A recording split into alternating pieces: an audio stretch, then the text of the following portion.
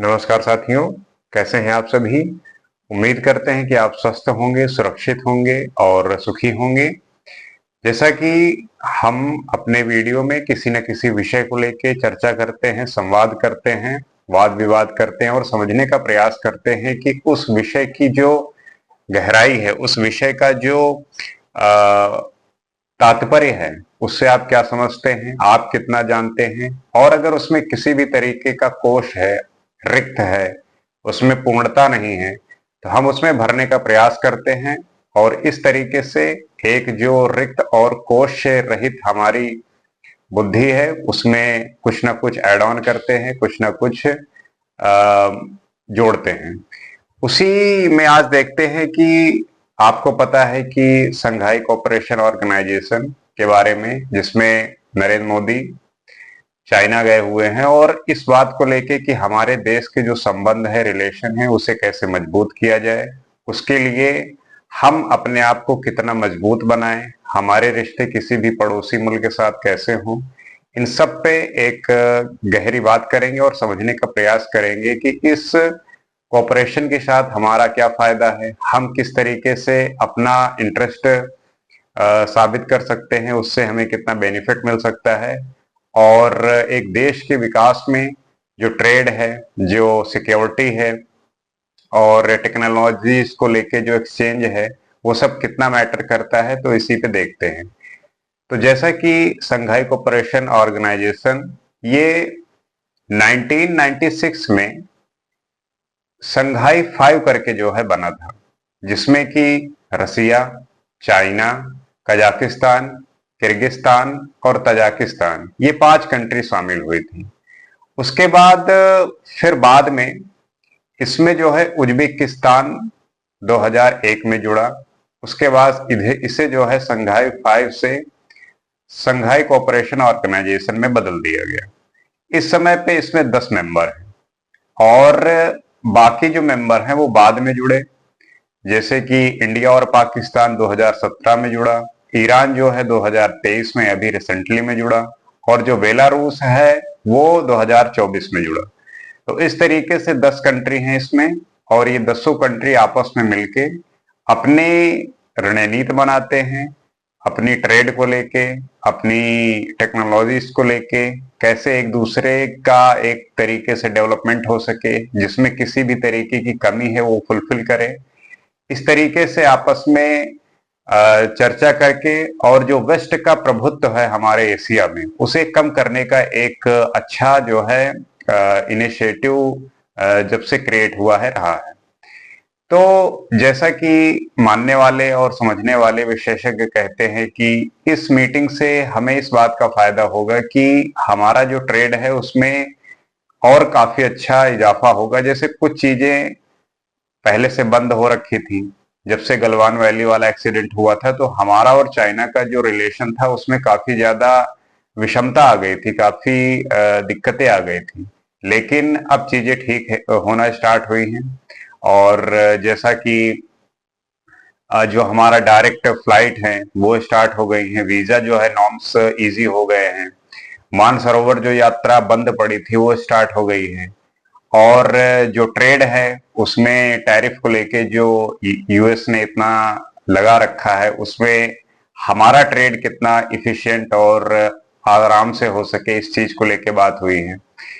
तो इन सब बातों को लेके एशिया की दो जो ग्रेट कंट्री हैं, उनका आपस में मिलकर इस तरीके से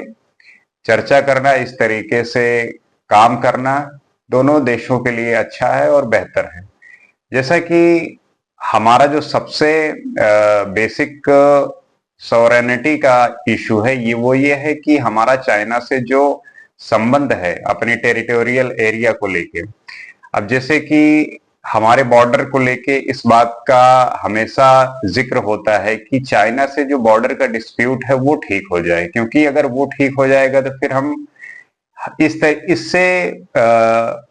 सेटिस्फाइड हो जाएंगे, संतुष्ट हो जाएंगे कि हमारी टेरिटोरियल जो क्राइसिस रहती है हमेशा, इस चीज को लेके जो हम अपने आर्मी से एक अनसर्टेनिटी रहती है कि वो कैसे रिएक्ट करेंगे, क्या चीजें होंगी, तो इस बात को लेके बात हुई है, लेकिन उस पर एक सही सहमति बनाना बहुत मुश्किल है। और जो इंडिया का चाइना के लिए ये खतरा है, बस इसी बात का है कि वो ट्रेड करना चाहते हैं, टेक्नोलॉजी से रिलेटेड बातें करना, हर तरीके की वो चीजें सहमत है और हर चीज है, लेकिन जो ये टेरिटोरियल इंटीग्रिटी है, सॉवरेनिटी का जो बात है इंडिया के लिए, इसमें एक कमी दिखती है और इसमें सही से बात हो नहीं पाती। क्योंकि अगर आप अपने एरिया को लेके कंफ्यूज रहोगे और अनसर्टेन रहोगे तो फिर किसी के साथ जो संबंध है, रिलेशन है, वो कितना स्ट्रांग होगा ये आप समझ ही सकते हैं। तो इस बात को आप इस तरीके से रिलेट कर सकते हैं कि कोई भी व्यक्ति आपको कितना भी किसी तरीके से मदद करे या कैसे भी हेल्प करे, लेकिन ये बात उसी तरीके से फोफा लगता है या फोफी लगती है कि मान लीजिए कोई व्यक्ति है जो आपके सुख में दुख में सब में ऐसे खड़ा रहता है, आपको हर तरीके से मदद करता है, आपके रिश्ते भी अच्छे हैं, लेकिन आपकी जो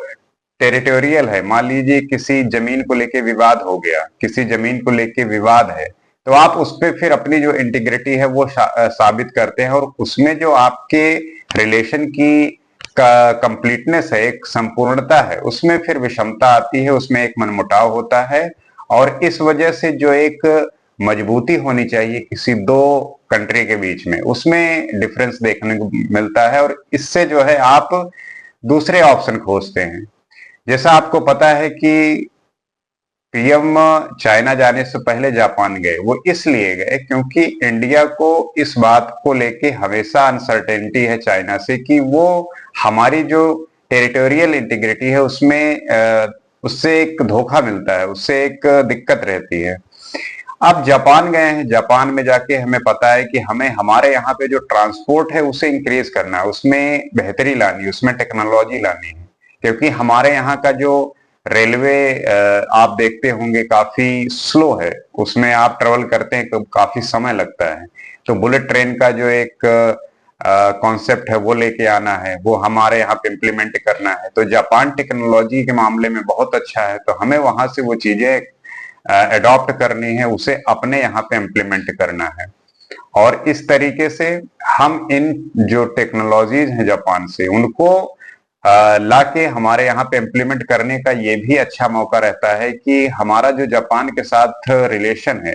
वो बेहतरी बनाती है, वो बेहतर करता है, क्योंकि जापान के साथ हमारा रिलेशन हमेशा अच्छा रहा है। और चूंकि बात यह है कि जापान का जो अब कहने को ये आता है कि जापान अगर टेक्नोलॉजी में इतना मजबूत है तो फिर वो जो एक जैसे यूएस है, चाइना है, वो ऐसा क्यों नहीं कि वो बिल्कुल जो हेजमनी है वो क्रिएट कर सके। तो वो इस वजह से नहीं हो सकती कि एक तो जापान में रिसोर्सेज लिमिटेड हैं, ऊपर से वहां की जो पॉपुलेशन है वो कम है, और ऊपर से वहां पे जो डिजास्टर आते रहते हैं, तो इन सब से वो जूझता है और उसमें एक जो पॉपुलेशन की कमी है वो सबसे बड़ी फैक्ट साबित होती है। क्योंकि चाइना हो गया, इंडिया हो गया, यूएस हो गया, यहाँ पे अच्छी खासी, मतलब इंडिया और चाइना तो सबसे ज्यादा पॉपुलेटेड कंट्री हैं, लेकिन अब जापान का यही होता, मान लीजिए एक परिवार में 2 व्यक्ति हैं और एक परिवार में 10 व्यक्ति हैं।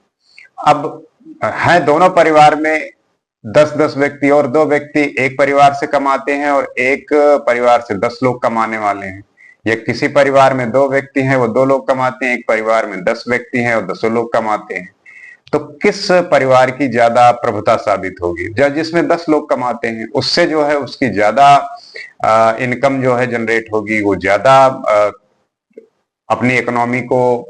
आगे ले जाएंगे और वो इस तरीके से किसी दूसरे की भी मदद कर सकेंगे। तो ये ऐसे मैटर करता है कि हम अपनी जो डाइवर्सिटी है ट्रेड को लेके, उसमें कैसे काम करते हैं, उसको कैसे लेके हम अवेयर रहते हैं। क्योंकि किसी के साथ एक तरफा होना, किसी को लेके बिल्कुल उसी तरीके से काम करना, ये हमारे लिए भी नुकसानदायी होता है, क्योंकि हमें ये साबित करना है कि हम डेवलपिंग कंट्री हैं, हमें जिस चीज की जरूरत है उसके साथ कैसे हम रिश्ता निभाते हैं। तो ये हमारी इस बात को जाहिर करता है कि हमें जो अपनी इंटीग्रिटी है, हमें जो खुद एक वैश्विक स्तर पर, एक दुनिया के स्तर पे हमें अपने आप को डिफरेंट साबित करना है। किसी के हेजमनी में आके, किसी के दबाव में आके इस तरीके से काम नहीं करना कि हमारी जब कभी एक वैलिडेशन आए, हमारी जब एक इंटीग्रिटी आए, तो उसमें कोई ये ना कहे कि हम किसी के दबाव में या किसी के बिहाफ पे काम करते हैं। जैसे इजराइल है, वो मिडिल ईस्ट में हर किसी को ऐसे इंगेज किए हुए है कि हर कोई यही कहता है कि इजराइल तो अमेरिका चलाता है, जबकि इजराइल खुद भी बहुत सारे ऐसे काम करता है जिसमें उसकी खुद की इंटीग्रिटी साबित होती है। लेकिन बात यही है कि सब कहते हैं अमेरिका ही चलाता है, और बात भी काफी हद तक सच है। तो अब उस इजराइल को अपने आप को साबित करने के लिए कैसे वो अपने आप को इस तरीके से जस्टिफाई करे कि जो हमारे यहाँ के लोग हैं, जो वहां की यूथ है, जो वहां के पीपल हैं, वो उनके बिहाफ पे अमेरिका वाले क्रेडिट ले जाते हैं। तो हमारी जो इंटीग्रिटी है वो हमारे डिसीजन से काम करती है, हमारे लिए हुए निर्णयों से साबित होती है। तो बस इसी बात को ध्यान रखना है कि हमारे जो निर्णय हो उनमें अपनापन झलके, और अपना होना ही एक ये बताता है कि आपने काफी मेहनत की है और आपके निर्णय सही रहे हैं। तो उम्मीद करते हैं कि संघाई कोऑपरेशन ऑर्गेनाइजेशन का जो मतलब है और उससे हमें क्या फायदा हो सकता है, और जो हमारी जो और भी उसमें साथ में कंट्री हैं वो कैसे काम करती हैं, तो इन सबको जानते हुए, समझते हुए अपने ज्ञान के कोश में थोड़ा और इजाफा करने का प्रयास करते हैं। और इसी तरीके से इस जो किसी भी काम को लेके जो आपका उद्देश्य है उसमें एक ये इंटीग्रिटी शो करती है कि हमारी जो उपलब्धि है वो किस तरीके से काम करती है। तो आशा करते हैं कि इस वीडियो के माध्यम से आप कुछ इंफॉर्मेशन गेन करेंगे। इसी तरीके से किन्हीं नए वीडियो में किसी नए तरीके से हम कुछ और बात करेंगे। आज के लिए इतना ही। नमस्कार।